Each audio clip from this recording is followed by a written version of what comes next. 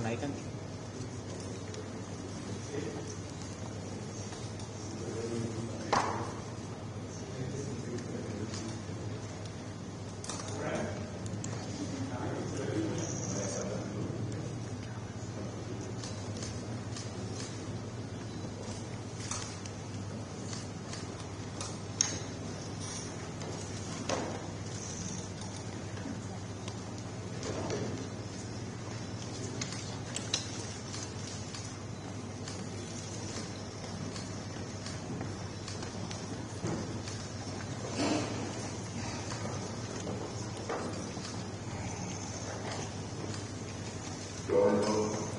Mr. Case, Chair of the Case Coalition.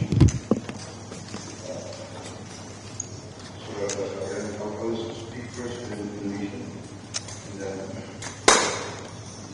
I'll translate directly. So,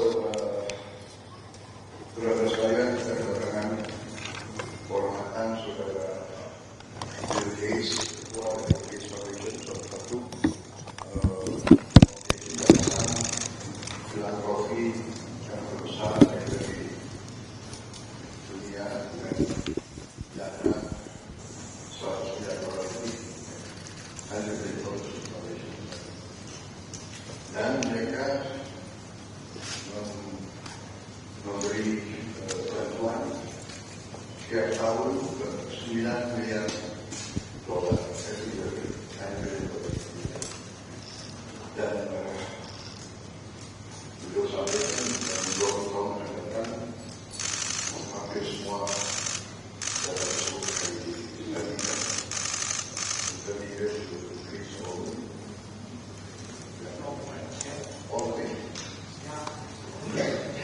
semuanya akan diserahkan. Jadi ini apa ya, pendekatan tokoh-tokoh seperti Bill Gates juga mungkin lebih Pancasila dari kita mungkin. Jadi ini sesuatu yang menarik. Tadi saya bicara dengan beliau. Beliau telah memberi hibah ke Indonesia senilai 159 juta dolar. Di kesehatan 119 juta. Pertanian 5 juta, teknologi 5 juta, bantuan sosial lainnya, lintas sektor, totalnya lebih dari 28 juta. Jadi,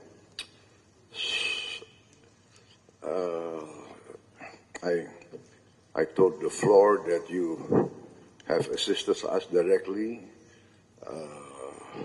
in direct donation. More than 159 million US dollars since 2009, mostly into health, terutama hal-hal strategik seperti vaksin polio.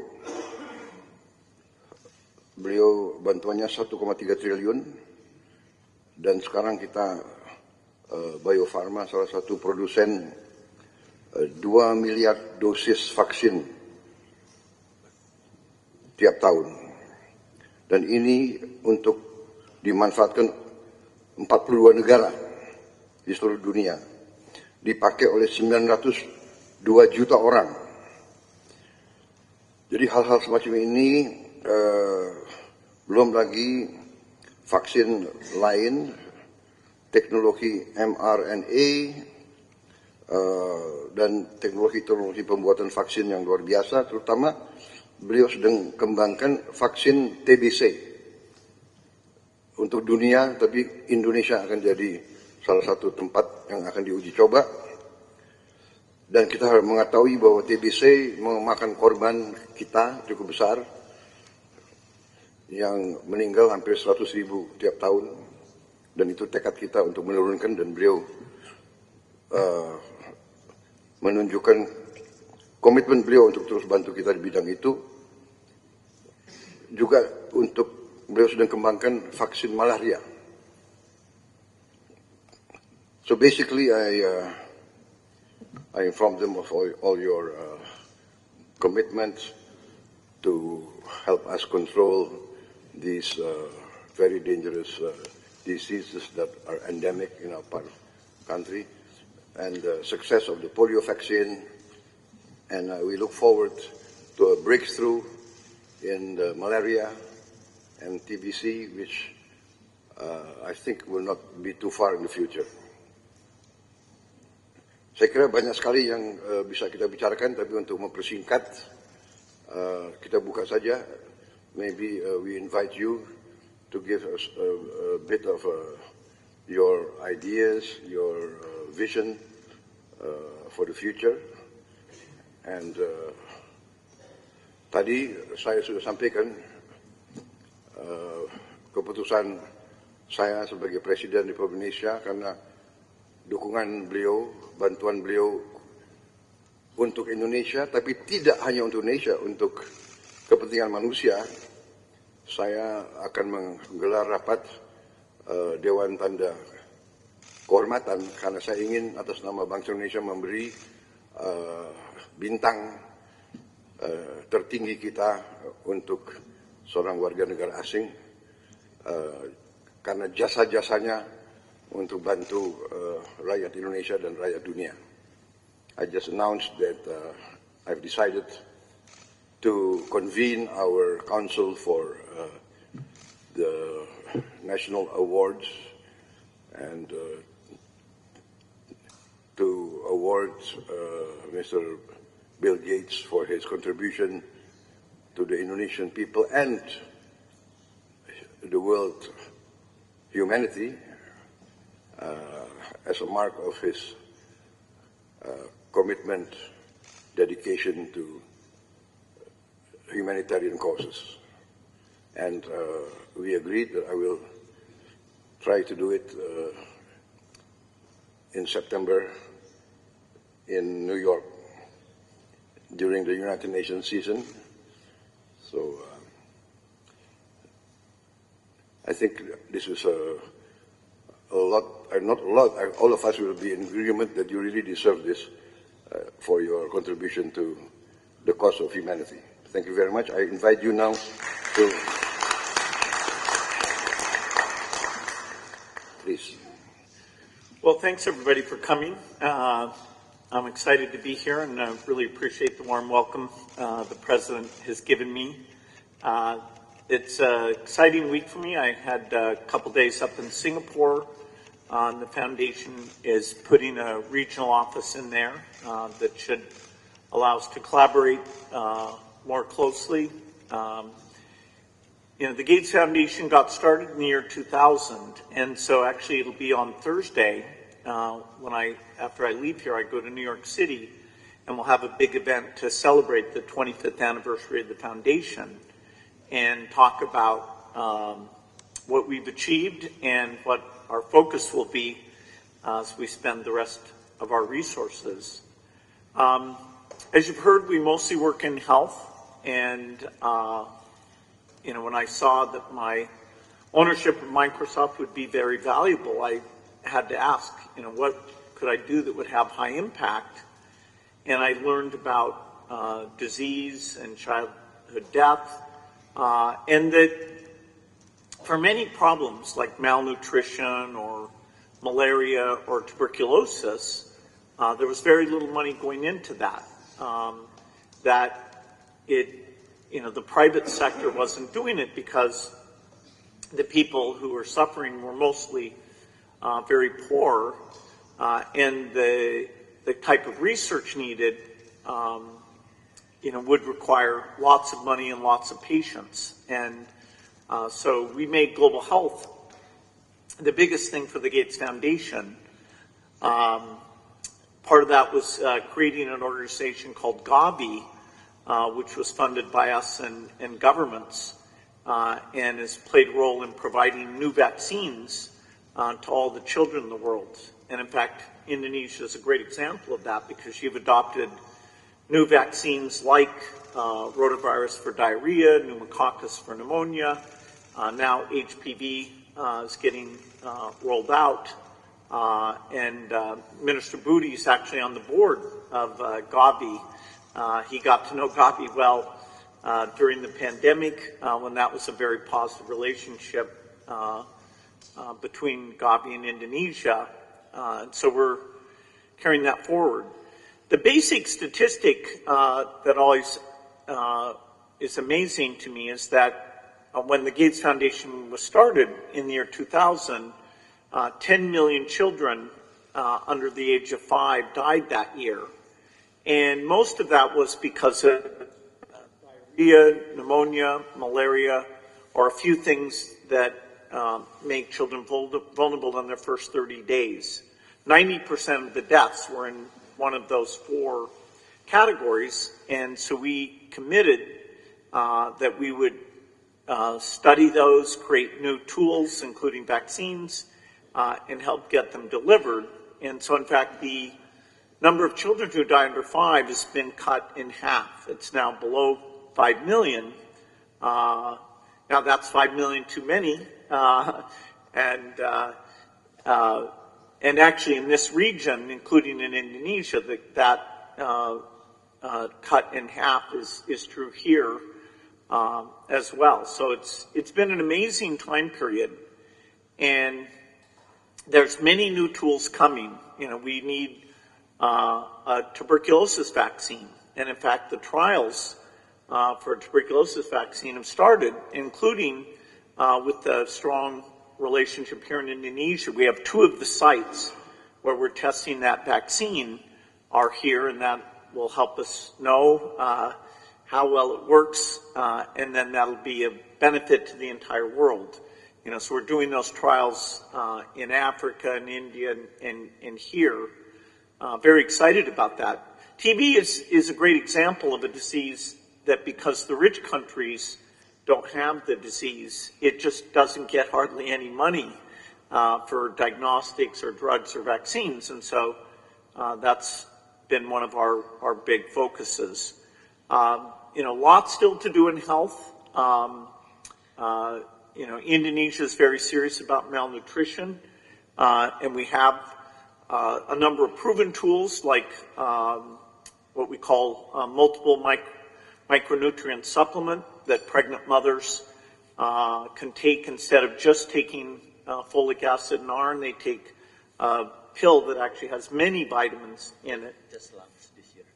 And yeah, Indonesia is one of the first to launch that with the goal to get that to all pregnant women very quickly. And it really makes a big difference. You know, a lot of women have anemia, which is an iron deficiency, and so the foundation has an approach where you can just go in one time and get an infusion, and it fixes the anemia. And so over the next year or 2, we'll come up with a plan to roll that out in Indonesia.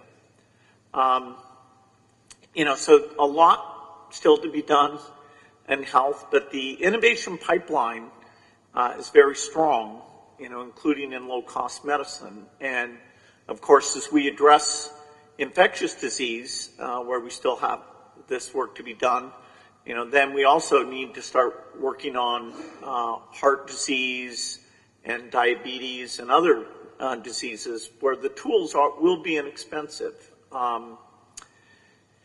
The only other area to mention that the foundation works in is agriculture, trying to make seeds more productive and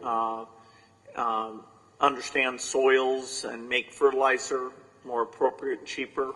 Because, of course, many of the lowest income people in the world are farmers. And so if we can make their crop more reliable, more productive, you know, that's a great thing, including things like chicken and cows, because a lot of the protein and value they get comes from livestock. So it's another area we have good relationships in Indonesia, working on things like banana, where you have a great genetic variety that we can do better on bananas for Indonesia, but also helping avoid some of these diseases.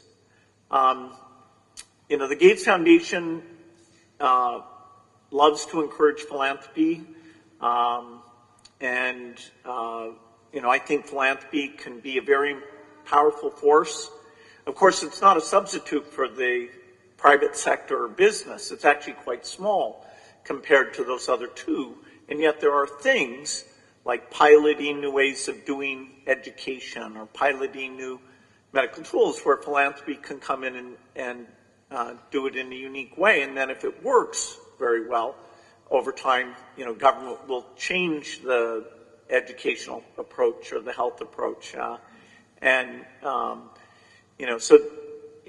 philanthropy can be a lot of fun.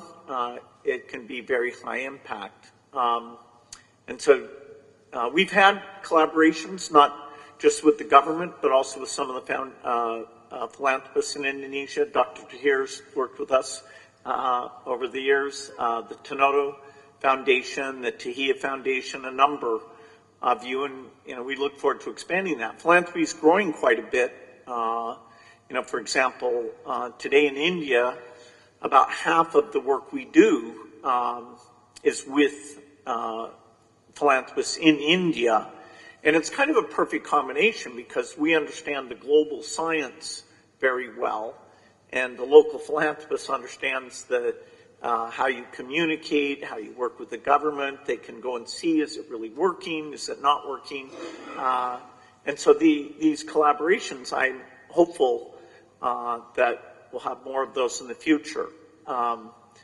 Even though there's a lot of challenges in the world today, some of the aid budgets are being cut in the rich countries because of the Ukrainian war and other challenges. I actually am optimistic that even if in the short run, in some parts of the world, particularly Africa, that the death rate may actually go back up a bit. If we take a longer time frame, look at the next 20 years, I think we can achieve a lot. We can finish polio. The only disease that was ever eradicated was smallpox, and so polio would be the second major disease. We're very close to doing that. And once we finish polio, we'd like to try and eradicate measles and malaria as well. We have some new tools for that. And of course, part of my optimism about the innovation is because we have now artificial intelligence. And artificial intelligence, I can't state strongly enough how amazing this tool is, even in the last 6 months, the improvement.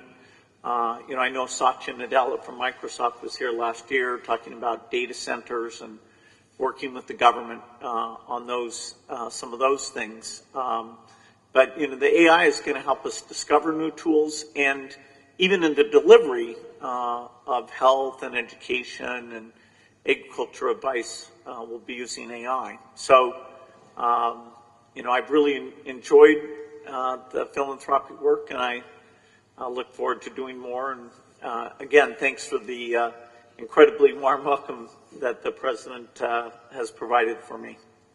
Thank you.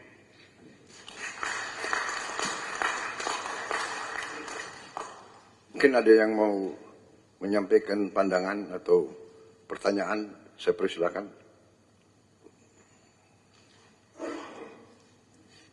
Silakan. Terima kasih Bapak Presiden.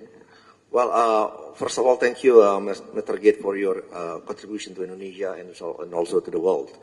Under the direction of Bapak Presiden, actually, as a Minister of Investment, and also at the same time, I lead the CEO of Danantara, which is our newly established sovereign wealth fund.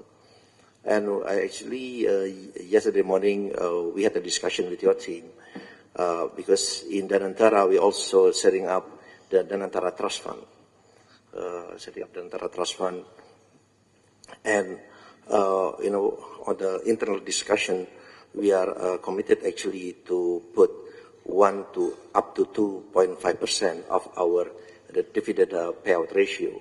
So if you look at the number, actually, every year in the Danantara Trust Fund, we are going to put every year at least $100 million. $100 million. And for the next 5 years, even 5 to 6 years, if we look at the number, actually we will pledge to put up to $1 billion in the Danantara Trust Fund. So there's a potential collaboration with Gates Foundation also, because we are looking also in the same line of industries such as education, health, sanitation, and poverty alleviation. So again, there's potential collaboration, and we look forward get your feedback also on this. Thank you. And ladies and gentlemen, I'm working with Pak Rosan basically because every year I have a 1 billion rolling over grant for all institutions, and most of them come from the Gates Foundation, like Global Fund, Gavi. And that is where I learned that in developed countries, the philanthropy funding average is 2% of. So the potential in Indonesia with 1.5 trillion GDP is 30 billion US dollar per annum. However, many Indonesians would like to give, but the money is not through Indonesia, but through other countries. Because during COVID, I received a lot of grant from Pak Mukhtar, Sinar Wijaya, from Tanoto Foundation, but through other countries. The reason is because we don't have a trusted entities, because trust cannot be forced. It has to be earned.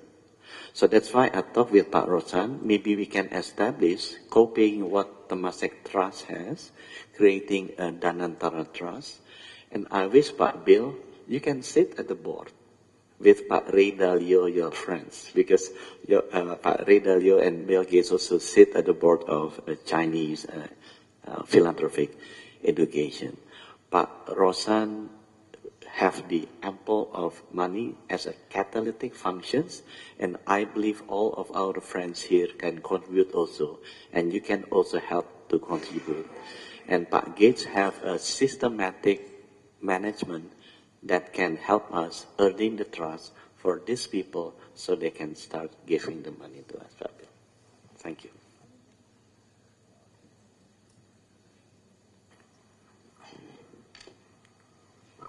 Mr. Gates, would it be possible to talk about non-health issues today? Certainly. Thank you. My understanding is that you're very interested and you've invested a lot of money in renewable energy. I've had several meetings with one of your partners, Edward Jung, who is one of your partners, I believe still is one of your partners. So I'd like to know your thoughts about nuclear energy. SMRs, I understand you're in fact investing in Wyoming and nuclear energy, SMRs. You may know that our government is going to embark on a very ambitious nuclear power generation program. The second thing is on nature-based solutions. I'm very much into nature-based solutions and environmental issues. Reforestation, basically, is my passion. Wildlife, and through wildlife, reforestation and restore habitats for wildlife. So I'd like to know what you wanted to do and where you're going with your nuclear and your views on nature-based solutions. Thank you. Yeah, so, as I started doing the foundation work, it became clear to me that we need low-cost electricity to help countries develop. But I also started to be educated about climate change and, understanding that, we have to reduce emissions eventually to zero. And so I talked to my friends about, okay, can we make nuclear energy cheap? So I started a company in 2006 that's called TerraPower to make what's called a fourth generation reactor. Today's reactors are water cooled and they have a lot of pressure in the reactor. And so they're a bit complicated. So often the cost can be very high. And so I thought it's very hard to start a new design, but that would be a huge benefit. And so now it's taken longer than we expected. We started out as being a joint venture in China. And then the U.S. government decided they didn't like us working in China. And so we had to change, and actually now, as you said, we're building our first reactor in the United States. There's a lot of countries that really need nuclear energy. We have to make it cheap, and we have to show that this new design is extremely safe. And places like Japan, Korea, France, they have to desire to use nuclear energy. But right now, plants are expensive, so we are hoping and so we have to make it cheap, and we have to show that this new design is extremely safe. And places like Japan, South Korea, France, the UK, they have in their plans a desire to use nuclear energy. But right now the plants are expensive, and so we are hoping as we build 20 of these reactors the cost can be very low. Part of that will be through a very strong partnership we have with some companies in South Korea. Hyundai and SK are investors in this work. And so in 2030, that first reactor will turn on. And so during that decade, we would hope to build over 30 gigawatts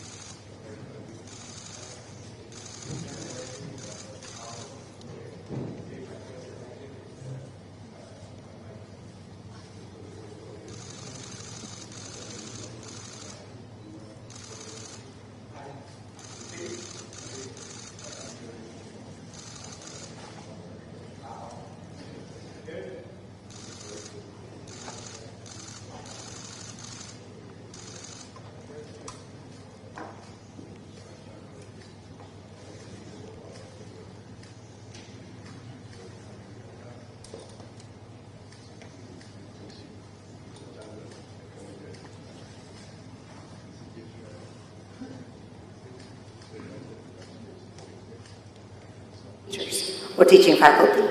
And the question that I asked on Monday, which now I'm going to address to you, is there any way that we could actually collaborate more and give more? Because I would like to actually knock on doors, buat bapak-bapak di sini to everyone that's present here, because the government will not be able to do it alone. The private sector needs to actually contribute in eradicating illiteracy and improving the teaching quality. Hence, we can actually achieve higher order thinking.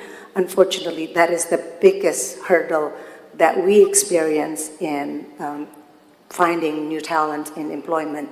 And I heard Bapak Presiden had pushed for the AI learning and everything. Unfortunately, we don't have the infrastructure in terms of the brain capacity to even think properly to create simple tasks.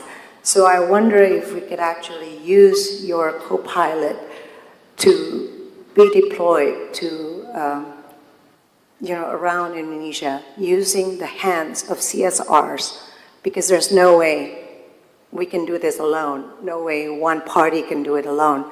Using the tools of everybody's CSRs, as you said, nobody trusts to give money to people they don't know, like Pak Budi had said, and I completely agree with that. So if they know everyone that sits here and actually working for the same cause and the same vision, the basic need that we need is to help our teachers, teaching faculties all over Indonesia, from maybe -10 to become -5, -5 to become 0, and hopefully the more elite education could become more global standard. So it's a very big question, but that's basically the essence. Thank you. Yeah, so, obviously I think, if you've got two things that help the future of your country, that health and education, would go together. The healthier the kids are, less stunting, malnutrition, the more they can be educated, and then of course the more they're educated, then their economic output allows the government to put more into health, and you get this virtuous cycle. If you look at education statistics in this region, the two exemplars would be Singapore and Vietnam. Singapore is kind of amazing, which is, okay, they're rich and it's partly cultural, but their education outcomes are really amongst the best in the world. Vietnam, for its level of income, is the best in the world. They run, and it's not through the use of technology. I'm a huge believer that, particularly as you get up into high school and college, that having access to these learning tools, these tutoring tools from AI will help. But the key thing that allows a country to be an exemplar is that they train the teachers well and they have very high expectations for the teachers. In some countries, the teachers are so politically strong that asking them to do this, what's called structured pedagogy, sometimes doesn't work well. Our education work is a very small part of the foundation, only about 4%, and most of it's in the US, but we have some partners in India. Ashish Dewan, who's actually a board member of the Gates Foundation. And India's a good story because 5 years ago I would have said to you, India is not very serious about education because the measurements, they weren't paying attention. But really in the last 5 years, they're adopting new practices, including structured pedagogy. They're seeing very good improvement from quite a low level. But they're willing to look at the bad statistics and say, oh no, And they have a lot of interstate competition, whereas one state's doing something well, the other states are like, oh no, we have to catch up. So I think even regionally, there's a lot that can be learned. Then you do want to connect into AI. The Gates Foundation funds a group called Khan Academy that does an AI called Khanamigo. And they've had a few philanthropists, like some in Brazil and some in Mexico, that have gone to them and said, okay, we'll fund bringing that technology to our country. So, that would be a possibility. But, I wish I had enough to do both health and education in a serious way, but we're 90% health. But I'm totally aligned with you that education will be important, and now AI will finally help us with that.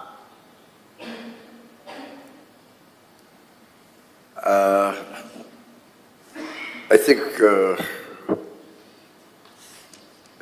because of the time and Mr. Gates' very tight schedule, he has to fly to New York, so I apologize if I cannot give the opportunity to all of you, but at least we have heard the vision of Mr. Bill Gates, and Mr. Bill Gates promised also to sponsor very important events in Bali.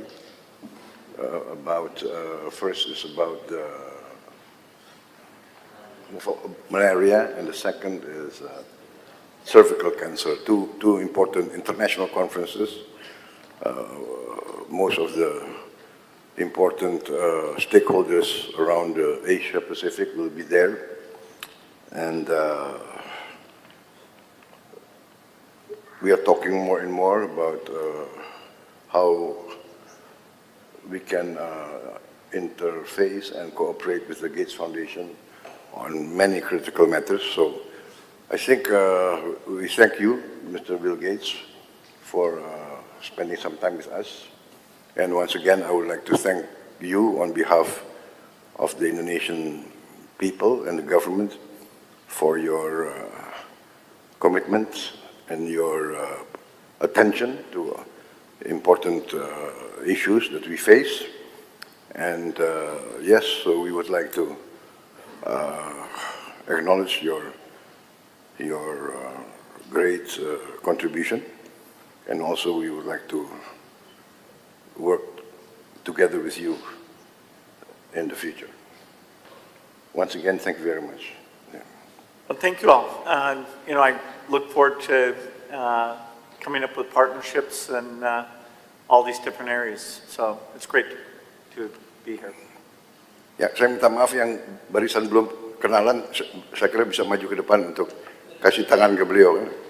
Kapan lagi ketemu Bill Gates? Cepat-cepat, tukang foto cepat.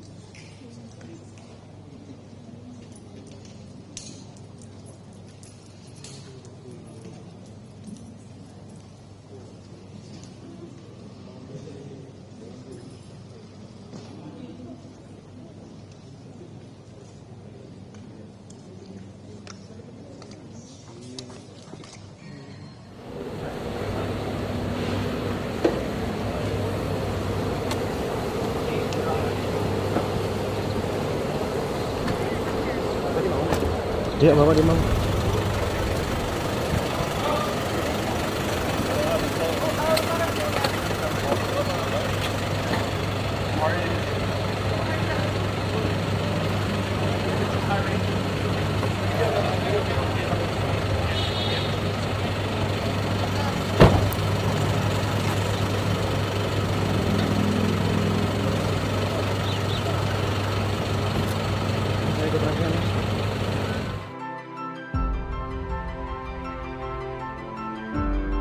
Karunia yang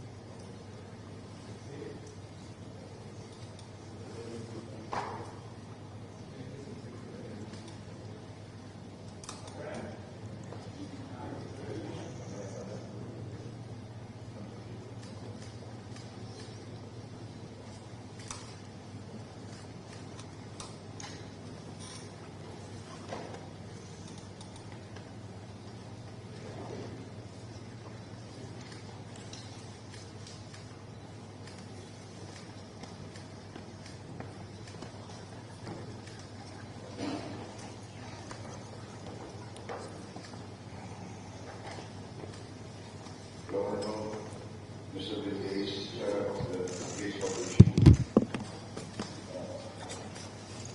Sebagai kalian tahu, speakers in the meeting, dan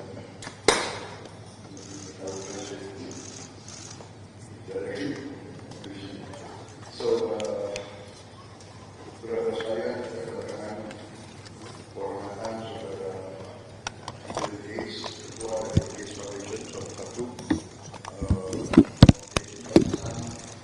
filantropi yang terbesar dari dunia dengan dana 100 miliar dolar lebih ada di Gates Foundation. Dan mereka memberi bantuan setiap tahun 9 miliar dolar every year, 9 million dollars. Dan beliau sampaikan 20 tahun akan datang memakai semua data tersebut akan dilanjutkan. Kita lihat to free zone dan all of it. Semuanya akan diserahkan. Jadi inilah apa ya, pendekatan tokoh-tokoh seperti Bill Gates juga mungkin lebih Pancasila dari kita mungkin.